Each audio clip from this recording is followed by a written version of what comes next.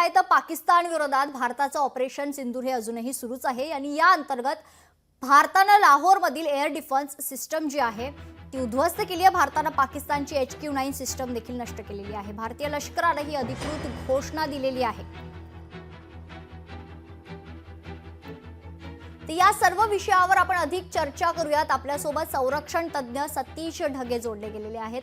Satish sir, स्वागत आहे तुमचं खूप खूप लोकशाही मराठीवर।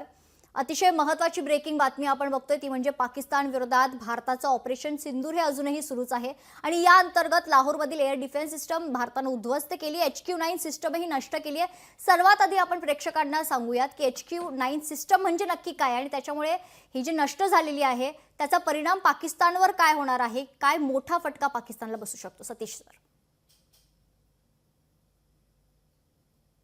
दोन वेगवेगळ्या प्रकारची चित्र आपल्या समोर येत आहेत। एका बाजूला जी आहे भारताची S-400 मिसाईल डिफेन्स सिस्टम किती मजबूत आहे याचा प्रत्यय पाकिस्तानने जे हल्ले केले नदन आणि वेस्टर्न कमांडमध्ये त्याला रोखण्यामध्ये झाला।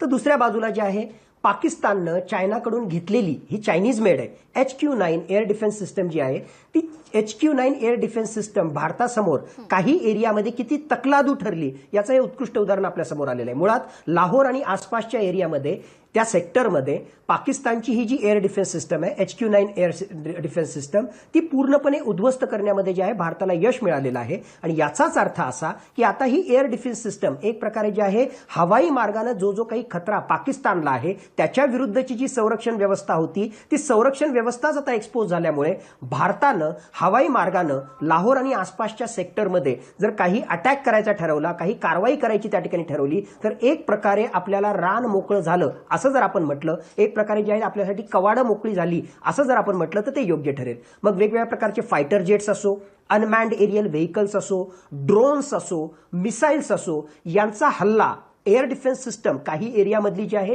नाकाम करण्यामध्ये आपण यशस्वी झाल्यामुळे त्याचा मोठा फायदा जो आहे भारताला त्या ठिकाणी मिळू शकणार आहे आणि ही नक्कीच भारताच्या इलेक्ट्रॉनिक वॉरफेअरची, भारताच्या सायबर वॉरफेअर युनिटची मोठी कामगिरी आहे, हे मोठं यश आहे असं आपल्याला त्या ठिकाणी म्हणता येईल। मी सुरुवातीपासूनच त्या ठिकाणी सांगतोय की मुळात या युद्धामध्ये जे आहे पारंपरिक युद्धाच्या पलीकडे जे 7 डोमेन्स ऑफ वॉरफेअर आहे, ज्यामध्ये सायबर वॉरफेअर आहे, ज्यामध्ये इलेक्ट्रॉनिक वॉरफेअर आहे आणि सगळ्यात महत्त्वाचं ड्रोन वॉरफेअर आहे, त्याची अत्यंत महत्त्वाची भूमिका असणार आहे आणि त्याच अनुषंगानं हे सो कॉल्ड आपण ऑपरेशन सिंदूरचा पहिला टप्पा मोहीम फत्ते केल्यानंतर त्यातले जे मिलिटरी ऑब्जेक्टिव्ह आहेत ते हासिल केल्यानंतर आता पुढचा टप्पा ज्यावेळेस आपण पाहतोय तर 12 ते 24 तासामध्येच पाकिस्तानची व्यवस्था किती तकलादू आहे हे सगळ्या जगासमोर आलेलं आहे आणि त्या अनुषंगानं पाकिस्तानला जबरदस्त लष्करी नुकसान देण्यामध्ये आपण यशस्वी झालेलो आहे। हेच या HQ-9 मिसाईल डिफेन्स सिस्टमला फेल केल्यामुळे भारताला आतापर्यंत प्राप्त झालेलं आहे। निश्चित। सतीश सर, तुम्ही आधी खरं तर S-400 मिसाईल ही नेमकी काय आहे ते समजावून सांगितलं।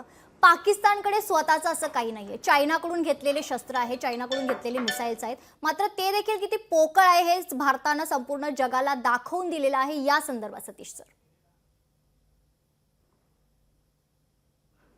नक्कीच म्हणजे पाकिस्तान तर तसा जर पाहिला तर भारत आणि पाकिस्तान हे कंपॅरिझनच होऊ शकत नाही। सेंटिमेंटली भावनात्मक दृष्ट्या जर आपण पाहिलं तर फक्त भारत आणि पाकिस्तान हा संघर्ष आपल्याला जो आहे तो खूप मोठा वाटतो, पण पाकिस्तान ना आर्थिकदृष्ट्या ना आंतरराष्ट्रीय कुवतीच्या दृष्टिकोनातून ना सामरिकदृष्ट्या आपल्यासमोर उभा राहू शकतो आणि त्यातल्या त्यात मागचा काही काळ जर आपण पाहिला तर पाकिस्तान एवढा कंगाल झालेला आहे की तो स्वतःची रक्षा सुद्धा करू शकणार नाही आणि त्याच्यामुळेच पूर्णतः तो चायना सारख्या देशावर त्या ठिकाणी डिपेंडंट आहे, मुख्यतः शस्त्रास्त्रांच्या पॉईंट ऑफ व्ह्यूने।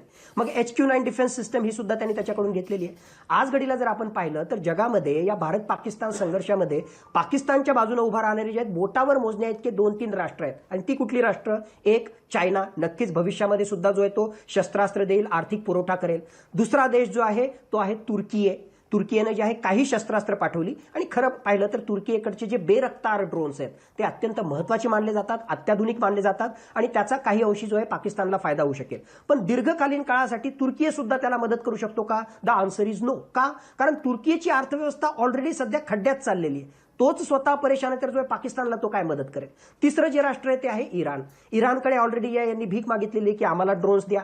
काही ड्रोन जे आहे इराण देण्याचा प्रयत्नही त्या ठिकाणी करेल. पण इराणच स्वतः जो आहे एवढ्या मोठ्या प्रॉब्लेममध्ये आहे की मागच्या काही काळामध्ये इस्रायल आणि अमेरिका यांनी एकत्रित मिळून इराण आणि इराणच्या ज्या प्रॉक्सी ऑर्गनायझेशन्स आहेत, हमास आहे, हिजबुल्ला आहे, हुती आहे, यांच्या विरुद्ध एवढी जबरदस्त चढाई केलेली आहे की इराणचं त्यामध्ये प्रचंड नुकसान झालेलं आहे. इराणची अर्थव्यवस्था सुद्धा वेगवेगळ्या प्रकारच्या आर्थिक निर्बंधातून जाते. तर इराण सुद्धा जो आहे पाकिस्तानला कितपत मदत करू शकेल, आर्थिक तर सोडा शस्त्रास्त्रांच्या पॉईंट ऑफ व्ह्यूने कितपत मदत करू शकेल, हे सगळे प्रश्नार्थक चिन्हच आहे. आणि हे सगळ्या गोष्टींची एकूण गोळागिरीच पाहिली, पाकिस्तानचं स्वतःचं तर काही निर्मिती करण्याची त्यांची अवकातच नाही. जगामध्ये जी आहे ती एकच गोष्ट तो एक्सपोर्ट करतो आणि तो म्हणजे टेररिझम. बाकीच्या गोष्टी तर तो काही एक्सपोर्ट करत नाही. मग या सगळ्या गोष्टींना जर आपण एकत्रित जोडलं तर त्याचा परिपाक, त्याचा मतितार्थ एकच त्या ठिकाणी निघतो की पाकिस्तानचं लष्कर हे फार काळ भारतासमोर टिकू शकणार नाही.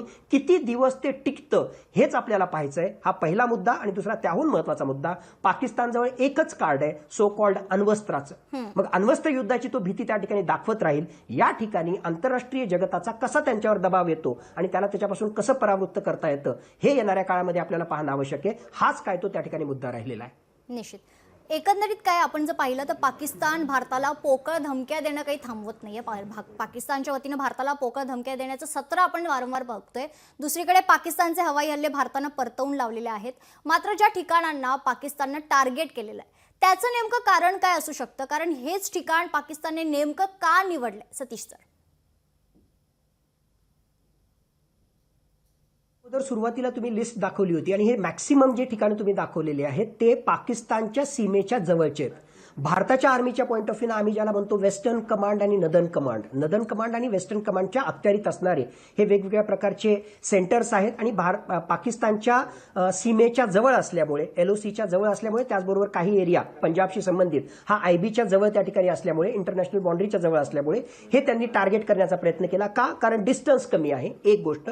आणि दुसरी गोष्ट, एकूणच ड्रोनचे हल्ले म्हणा किंवा मिसाईलचे हल्ले, ती रेंज पाहता त्यांना वाटलं की या ठिकाणी आपण हल्ले त्या ठिकाणी करू शकू. पण ते सुद्धा हल्ले आपण यशस्वीपणे त्या ठिकाणी परतवून लावणे इन द सेन्स आमची एअर मिसाईल डिफेन्स सिस्टम एवढी तगडी होती की यांनी जे आहे अशा प्रकारचे मिसाईल मारल्यानंतर एअर मिसाईल डिफेन्स सिस्टममध्ये काय असतात, वेगवेगळ्या प्रकारचे कॉम्पोनंट असतात, ज्यामधला एक कॉम्पोनंट असणार आहे रडार, की अगोदरच त्या ठिकाणी माहीत व्हावं. मग समजा रडारच्या माध्यमातून कळालं तर याला जे आहे त्या मिसाईलला किंवा त्या एरियल माध्यमातून येणाऱ्या खतऱ्याला जे आहे एक प्रकारे ट्रॅक करणं आणि आपल्याकडे एअर मिसाईल डिफेन्स सिस्टमच्या माध्यमातून जमिनीवरून जे आहे हवेमध्ये अशा प्रकारचे मिसाईल मारून हे जे एअर प्रोजेक्टाईल त्या ठिकाणी येतं त्याला नष्ट करणं.